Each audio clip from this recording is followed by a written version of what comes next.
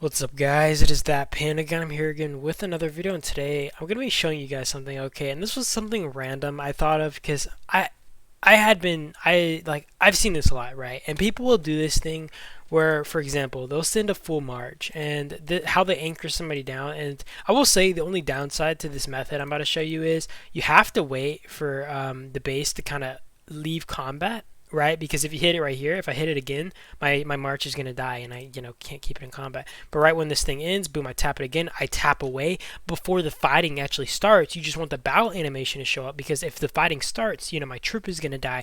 And I use one troop so I don't accidentally extend for too long, right? Like I'm not hitting it for a full second to where I'm losing so and so many troops, and I don't, it's just not worth the risk. I mean, unless the player is like, small enough for the trades not to be bad. But I've seen people do this a lot, and they'll basically attack the base, and a lot of times people will lose like a full march, or they'll just straight up attack it. And I mean, if you're strong enough and you don't care about losses, that's up to you, right? And you just maybe send a march to anchor something down.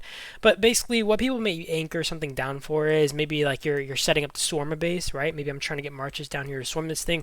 Maybe I'm waiting for a rally to go out. And I think this kind of happens for both a lot of the time, rallies, right? And then you want to keep a base in one spot without it porting, especially when it has Battle Fury, because then as long as the rally actually hits it, it can't port.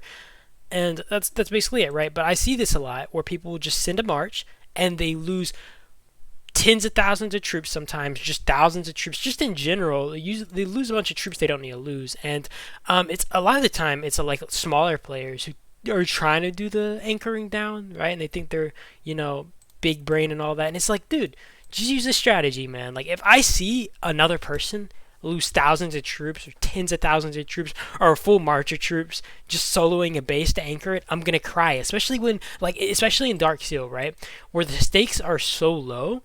Right, because if you get swarmed, if you get rallied, and even if you're my size, I can send out all my troops almost with 5 marches, right? Especially like after the battles like commence for a short time, I can just send out my troops, let my base burn, and I got a bunch of troops.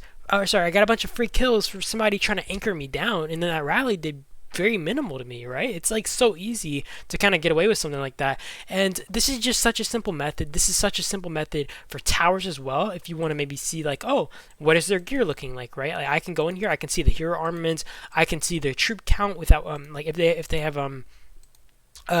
they have anti-scout on or something and I need to go see their troop count. The same thing can be said about towers, where I can click on, click off, and that's basically a way to scout a tower without actually having to scout the tower. You know what I mean? You can just use that method. You can see who garrison captain is, and I actually find this to be very useful because a lot of the time you might have a T6 player, right?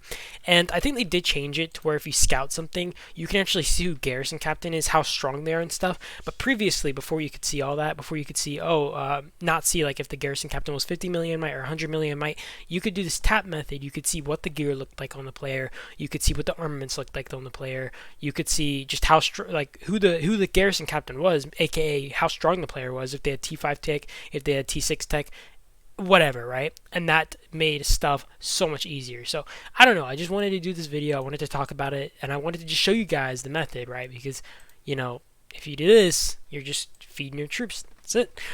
Hope you guys enjoyed. I do appreciate you guys watching as always. I do hope this video was helpful, as this is really something that I wanted to cover. And like I said, I do appreciate you guys. You guys have a great day or night though, and I'll see you guys in the next video. Peace out.